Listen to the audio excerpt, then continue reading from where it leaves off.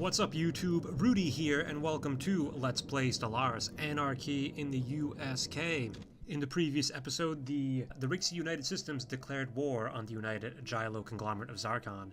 Now, although the conglomerate of Zarkon, they're not our allies, we still want to enter into the war on their side. So I'm going to declare war on the Rixie United Systems. They're going to face the might of the entire United Anarchy Prosperity Pact Alliance. So, we are only allowed to do liberation wars, so I'm going to liberate these two systems here. And hopefully they'll like me enough and they'll be small enough that I'll be able to vassalize and integrate them fairly efficiently. So let's see, we got Mardom. And both my allies are alright with that. We'll also liberate Azah. And I think that is all we need to do. I guess I'll also humiliate them while we're at it. And that should be good. And our only opponent are the Rixie United Systems, because they have no allies of their own. This is good news. So let's get this game going and see what we get. We are not surprised. In fact, we expected this sooner. You will find that our forces are ready for you. I seriously doubt that. Okay, well then, let's see how ready their forces are. We're going to grab the Strike Force Gladiator, our Grand Fleet, and let's send it at Azah. How about? That should be good. Also, I'm going to send the first Strike Force to defend Brustum, because I don't really need them taking out my frontier outpost there. I'd prefer if that did not happen. And let's see, we need to mobilize our ground forces. So on Haven, we have our Titanic Beast Legion, which I would definitely like to use. Yeah, the Rixie United States do not stand a chance. Let's see, let's grab all of these transport fleets and have them meet up in Brustum. And let's see, now we're at minus 25 energy because our fleet is on the move. But that's alright. Okay, we've arrived. And yeah, the defenses are minimal. They have one corvette or one destroyer. You're going to want to see this, how we completely annihilate them. Okay, we got the observatory. Nice. And let's see, for our next research, I think I would like to grab the, 0-point energy power.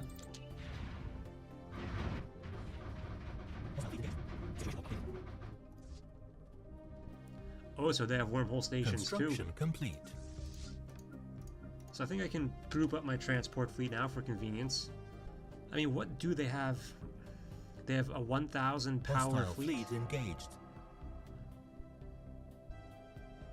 Oh, what's this? Oh, crystalline entities. Okay, now we will just blockade and bombard their planet, and we'll send our transport fleet to capture it. This should be easy. We're in the year 2315, and the war is almost probably at a close. Hey, so this planet has some cool traits. Wild storms, ooh-hoo-hoo, and hazardous weather. Wow, what a planet. Alright, here comes our ground forces. Research complete.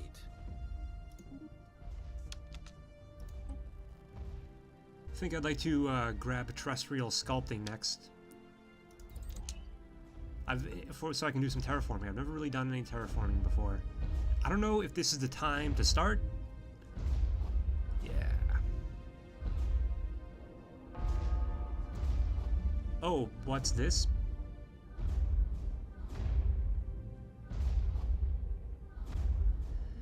Okay, so we found some abandoned terraforming equipment on the wings of Green Planet, and now the planet is unstable, and maybe if we supply enough power, we can complete the process, but who knows what that's going to result in. Who could have built this? Situation log updated. Okay, so that gave us 2 special projects. Which one do we want to do? We can either abandon it or resume it. So I can dismantle it and learn something from the equipment, or I could resume the terraforming process. Let's see, that's on Wings of Green. That's the planet that I named after my admiral who so tragically died in battle. Okay, that's in the Polaris system. So I have minus 20% food and happiness until the terraforming project has been resolved. I think I'm going to try and complete the terraforming project and see what happens. It's probably not going to be beneficial to the Cephalokar living on the planet, though. Alright, and it's been resumed. Like, I wonder if it's going to turn into like a Terran planet, or a continental planet or something. Maybe it's going to turn into a Gaia planet. That'd be pretty awesome. But I mean, if it doesn't, then it's probably not going to be good for the Cephalokar, and I'll probably need to genetically modify them.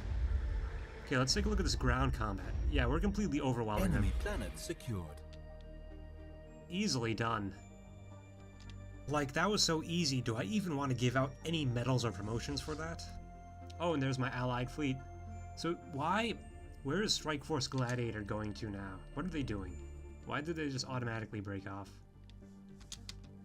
Well, anyway, I'm going to go into Mardon now. That's the next system we need to secure. Special project complete.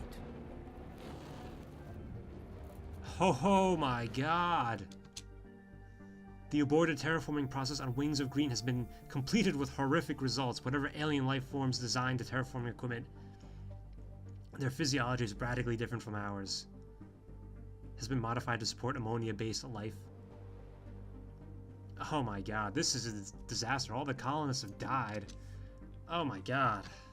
That's just like a real slap in the face. What the hell? It's like, why would somebody let me do this? God, that's Wings of Green. Now the toxic world. Look at that disgusting ball of slime.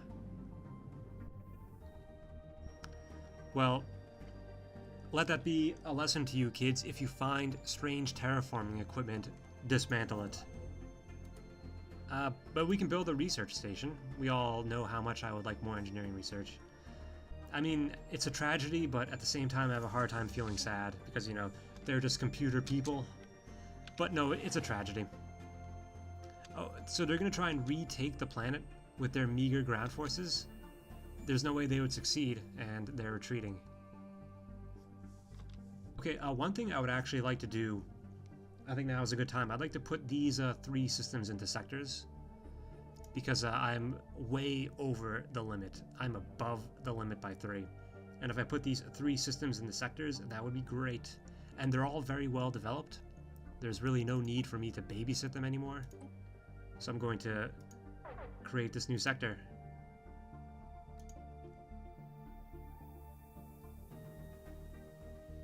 Perfect. And let's, so we definitely, of course, do not allow redevelopment. And we're going to focus on research, and they're going to give me 75% of their resources. Alright, that should be good.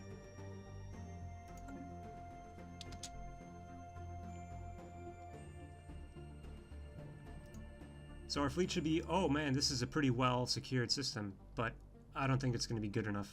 Hostile fleet engaged. Situation log. What's happening here? Situation log updated. Hostile fleet engaged. Situation log update. Situation log update. Well, how about that? Hostile fleet engaged. I guess I just teleported into some kind of, you know, one of those, like, hyperspace snare nets. Oh, and there are my allies being ever helpful. Hostile This is fleet great. engaged. This is grand.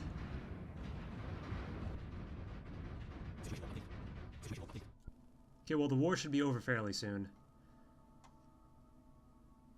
I kind of feel bad about Polaris. I mean, or Wings of Green, because I was in the Polaris system, and one thing I really liked about the Polaris system is, you know, it was 2 planets in one system. So it's a very efficient use of your core sector limit. But oh well.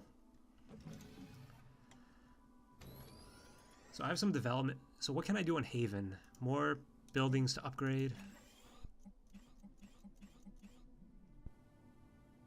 Well, at least we still have Newport. I like Newport a lot because it has the super minerals. It's ultra rich. And let's see, I think I should have a extra governor. Yep, I can send Governor Erhard Fisher to help develop this world. Build some hydroponic farms and some, I mean, this is going to be a mineral planet for sure. There's going to be a rough group of miners, gruff miners. You know, it's coal country, coal planet. And I'm going to build some science labs because I want to get this engineering research. What's this? Alright, it's a war between two nations I really don't care about. Maybe I should, though. Okay, we've won the war with the Rixie United Systems. The best possible outcome. Okay, let's take a look at the map situation. So here we have the newly liberated empire. What are they called? They're called the Nat Fancan Council? Wait, so these aren't the Rixies. I did not realize that. I guess the Rixies must have conquered some people. That's why they were enslaved. I didn't mention it before, but they were enslaved. Okay, can I make them a protectorate? No, I can't. Why not? Because of distance? 108? What? That's a bit too bad. I guess I need to try and improve relations, maybe? Well, we got 100 influence anyway for winning the war. Because we humiliated them. And I guess we should, send the troops home. Oh, I can offer them protectorate status. So, excellent. I don't know why there was that negative distance modifier. It must have been like trying to recalculate things, you know? But now that the recalculation went through, so I'm going to offer them protectorate status. And now they'll be my protectorate and I'll get +1 influence for it. It's a nice diplomatic way of expanding your empire. Lovely. Incoming transmission. They want a migration treaty? I think I have to decline. Alright, just a bunch of things I don't care about. Alright, well I can recruit a new scientist finally for my science ship. I have more than enough influence. I guess I'll hire Shebang Heel for the increased survey speed. And let's get him out there doing some work. I just hope you don't encounter any space monsters because I haven't surveyed all these systems. I'll have to get a fleet up here to help kill any space monsters I encounter. Let's see, Haropi is another system I could be working with and developing. So let's send the first strike force out here. How is Ted's doing? So yeah, we can definitely do some stuff here. We can build a hydroponic farm and a nice new mine, basic mine. Yeah, they're good kids. I think they'll be happy. Okay, well I'm quite glad to have my new protectorates, and now I think that brings me up to 3 protectorates total. I have all the influence I need. In fact, I could start recruiting some more governors as well. I'm just rolling in the influential dough. So let's see, let's look at our planets. So yeah, we have a few planets without governors. So I think Arcadia should definitely have a governor.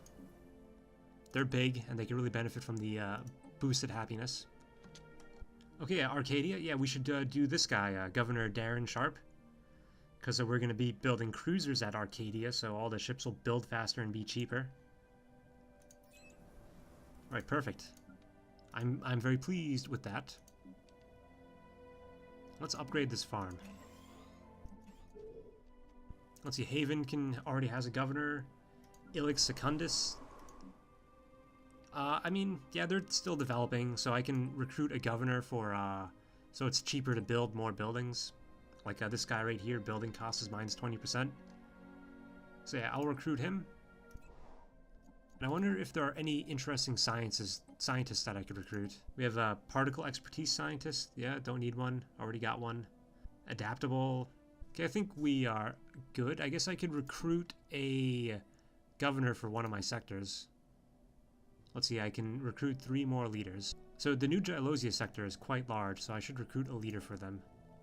Like, if I give the sector a retired fleet officer, is that going to affect all of the spaceports in the sector, I wonder? Well, I think I'll just recruit Xerax, you know, just a governor I can Because he'll live for an extra 25 years because he's resilient. So he's quite a deal. How is Kastaba Prime doing? Like, they still haven't upgraded their science labs. I guess they upgraded... Yeah, none of these science labs are getting upgraded. I don't know what the AI is doing. They're being very stupid. And well, that was Let's Play Stellaris, Anarchy in the USK. Hit that thumbs up button and don't forget to subscribe. Have a good night.